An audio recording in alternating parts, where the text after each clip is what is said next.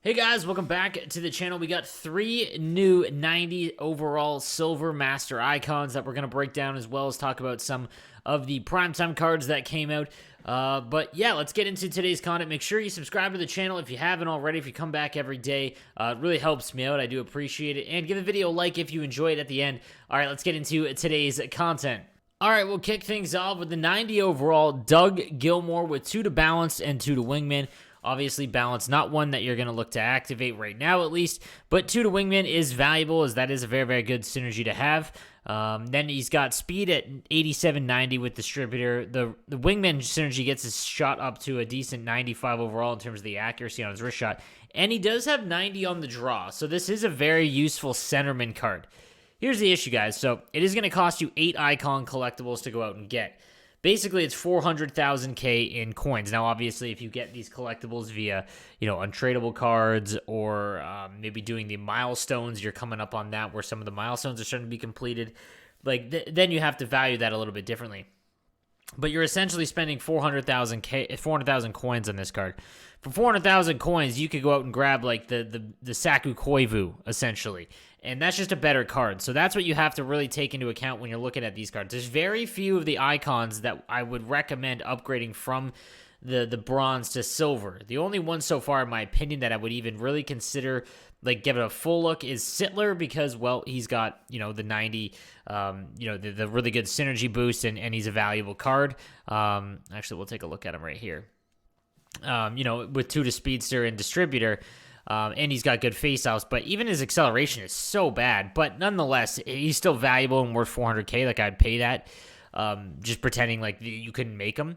And then the other one is Nieuwendyk and Adam O. It's basically the centerman, because the 91 and above face-offs is just so valuable. But we're talking about Doug Gilmour here. 2 to 1 synergy is just not going to be worth 400K, in my opinion. Moving on to Dale Hawerchuk. So this is going to be a winger, a left-handed winger, which has a little bit more value because there just isn't a lot of great ones. It's a weaker position than the right-handed side, as well as center. So 2 to spark, that's valuable. Gladiator, however, isn't. However, having 2 to a player-based synergy, regardless of what it is, isn't necessarily a bad thing, because it's not very difficult to activate it if someone has 2 to it. That being said, it's not really one that I'm super amped about, because his body checking and strength and slapshot power are already high. So you're just increasing things that he's already good at. That being said, though, there is still value to him, because his shot is above 90. Defensive awareness at 93 is good. But he's only 5'11". However, he does make it up with the 91 body check. But again, guys, you have to think about, in terms of 400,000 coins, what could I do with those 400,000 coins to get a lefty? You're not going to get Jack Hughes, the new Jack Hughes, but you could, I'm trying to think off the top of my head. You could come close, Sidney Crosby as a centerman, for example, but the Swarm 89 overall Connor McDavid, I'd probably still rather have over this. There's just some other cards that I would rather have, I think, on this, but it's not a bad one. So if you have the 85 overall, there's an argument to be made for Dale Hawerchuk. And lastly, we've got the 90 overall Pat Lafontaine. 2 to Heart and Soul, which is a meme, basically, and 2 to Magician. So while Magician is nice on this kind of card, because Magician, in my opinion, is a very, very specific synergy that you can actually feel when it's activated, because it impacts all of the things that go into, half spins and being able to do deeks and things like that. It's a very good synergy. And this guy does, and Pat LaFontaine doesn't really have the super high end, nothing is at 99. So that is nice, but again, it's not a synergy that you're going to look to activate over Speedster, Howitzer, Wingman, Workhorse. You know what I mean? It's just not. And 2 to Heart and Soul is just useless for you, because, if you're activating Heart and Soul, you better have Barrage, Distributor, Swarm, Spark, all of it. Because you're just hurting yourself if you don't. So this, in my opinion, again, is a pure winger card, there's so many righties. I'd rather have, I'd rather have the 91 McKinnon, the 91 Line. There's just so many. So this would be a pass as well.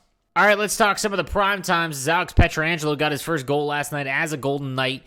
Has wingman and passing playmaker. So passing playmaker, again, not in all that one that's all that important. Wingman on a defenseman, super nice, though. That being said, he's only going to be able to get his speed up to 89, which will make him feel sluggish already. Spark will get his acceleration to 92.